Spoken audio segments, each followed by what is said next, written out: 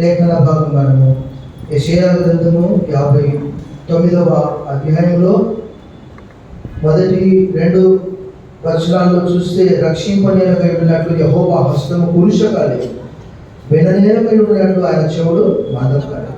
మీ దోషములు మీకును మీ దేవునికి అడ్డంగా వచ్చింది, మీ పాపములు ఆయన ముఖమును మీకు మరుగుపరిచింది కనుక ఆయన. ఈరోజు మన ప్రార్థనలకు జవాబు రావట్లేదంటే మన జీవితంలో ఉన్నటువంటి పాపం కావచ్చు. ఎందుకంటే దేవుని వాక్యంలో రాయబడింది, ప్రార్థన చేసేవాడు పాపం చేయలేడు. ఇక్కడ వారు తమ పాపాలు ఒప్పుకుంటూ, చూడండి ఒకసారి 59వ అధ్యాయంలో వారు ఏమంటున్నారు? 11వ వచనంలో మేమందరము, ఆ 10వ వచనం చివరి భాగంలో చూస్తే, బాగుగా బ్రతుకుచున్న వారిలో నుండి చచ్చిన వారి వలె ఉన్నారు. ఆధ్యాత్మికంగా దేవునికి దూరం అయిపోయారు. యెషయా 59:10.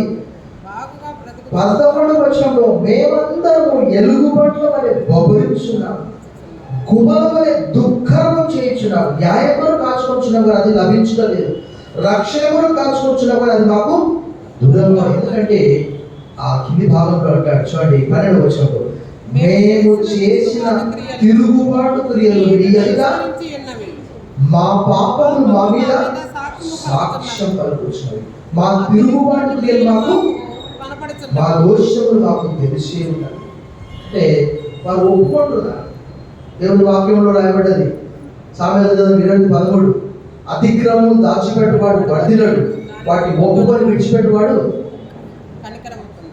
దావీదు ఎంతో, మనం అనుకుంటాము దావీదు కంటే ఎక్కువ పాపాలు చేస్తున్నాం, ఆయన ఒకసారి చేస్తే మనం రోజు చేస్తున్నాం. ఆయన కేవలం నీకే విరోధంగా, దేవునికి విరోధంగా పాపం చేయడం అంటే ఒక వ్యక్తికి విరోధంగా పాపం చేయడం. ఏం చేశాడు? ఓరియాను యుద్ధంలో ముందుకు పోయేటట్టు చేశాడు. నరహత్య. డైరెక్ట్ చంపినా ఇండైరెక్ట్గా చంపించినా అది నరహత్య. నిర్గమకాండం 20వ అధ్యాయంలోని 13, 14, 15 వచనాలు నరహత్య చేయకూడదు, వ్యభిచరింపకూడదు, దొంగిలకూడదు అంటే 3 చేశాడు. అయినప్పటికీ కూడా నా కన్నిటి చేత నా పడక దావీదును ఎన్నుకున్నాడు. కొత్త నిబంధనలో 59 సార్లు డేవిడ్ కింగ్డమ్.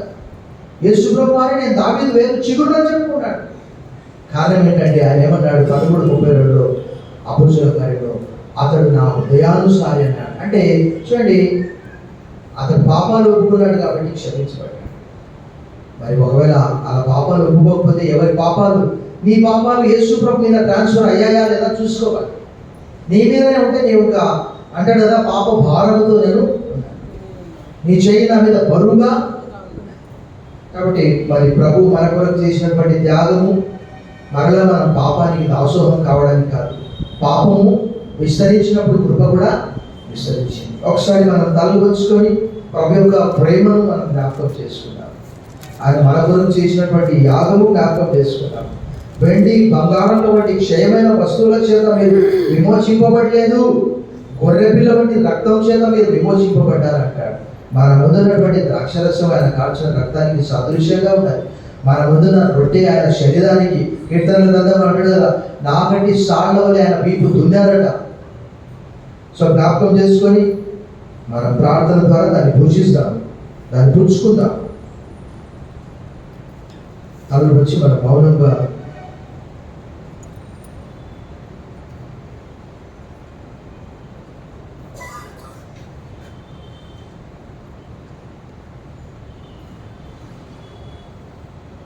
ఇది మీ కొరకు విలువబడిన శరీరము, నన్ను జ్ఞాపకం చేసుకోవడానికి ఇది చేయండి అన్నాడు. ప్రభు శరీరానికి సాదృశ్యంగా ఉన్నటువంటి ఈ రొట్టె కొరకు